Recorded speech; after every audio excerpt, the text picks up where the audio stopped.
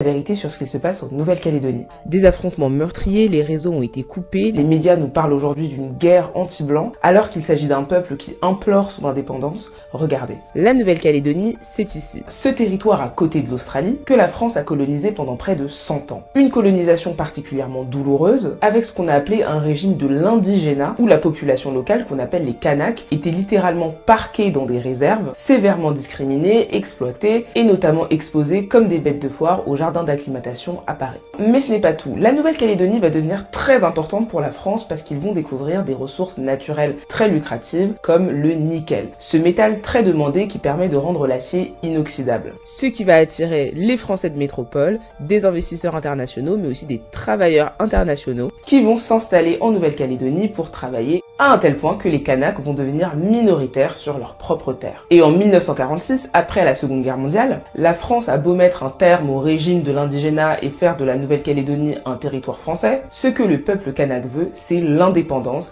et récupérer leurs richesses. Ce qui va mener à une quasi-guerre civile dans les années 80 qu'on appellera d'ailleurs les événements. Ce qui aboutira à des accords de paix, les fameux accords de Matignon puis de Nouméa en 1998, qui promettaient au peuple kanak un processus de décolonisation, d'autonomie de la Nouvelle-Calédonie et surtout un vote pour l'indépendance de la Nouvelle-Calédonie, et c'est là qu'on arrive au cœur du problème actuel. Le concept de base, il était simple. Le peuple calédonien avait droit à 3 référendums, 3 chances pour obtenir l'indépendance. Et dans un monde normal, le droit de vote pour l'indépendance aurait dû être donné uniquement au peuple kanak, qui est le peuple colonisé qui demande la décolonisation et l'indépendance. C'est l'application légale du fameux droit des peuples à disposer d'eux-mêmes. Sauf que non. Le droit de vote pour l'indépendance a aussi été donné aux résidents non kanaks, que certains appellent caldoches, c'est-à-dire les descendants des colons français et des travailleurs internationaux qui sont globalement contre l'indépendance. Ce qui allait être donc très compliqué pour les Kanaks parce que, souvenez-vous, les résidents non Kanaks sont en supériorité numérique sur l'île.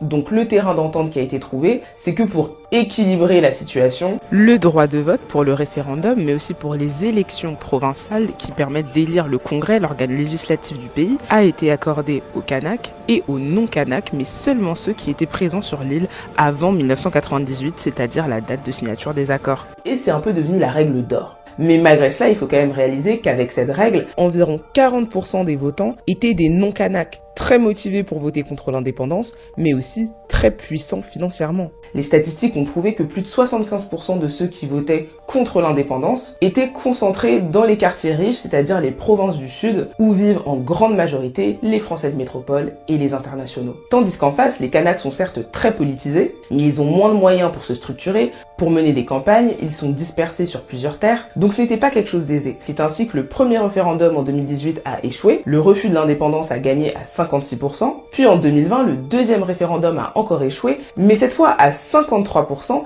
et c'est là que tout le monde s'est rendu compte que l'écart ne faisait que s'amincir et que le troisième référendum allait probablement être le bon et que les indépendantistes allaient enfin gagner. Et qu'est-ce qui s'est passé? La France a décidé de saboter le troisième référendum, soyons honnêtes. À savoir que normalement tous les référendums se faisaient tous les 2 ans, donc en 2018, en 2020, et donc le troisième et le dernier et le plus décisif devait se dérouler en 2022, mais le gouvernement français sous Macron a décidé de l'avancer en 2021, en pleine crise Covid. Les Kanaks ont demandé à repousser le vote, ce qui leur a été refusé, ils ont donc décidé de le boycotter, et ça a abouti à un troisième référendum avec un taux d'abstention énorme de la part des Kanaks et un refus de l'indépendance qui a gagné à près de 96%. Et donc pour beaucoup, ce troisième référendum a été clairement saboté et n'est pas légitime. Mais le gouvernement français a décidé qu'il était valide et que donc après 3 référendums et 3 échecs, la Nouvelle-Calédonie restera donc française. Ce qui arrange la France parce que au-delà de l'exploitation du nickel, la Nouvelle-Calédonie aujourd'hui c'est devenu une zone géostratégique qui permet à la France d'avoir une place, une autorité dans la zone Indo-Pacifique où la Chine, le gros concurrent,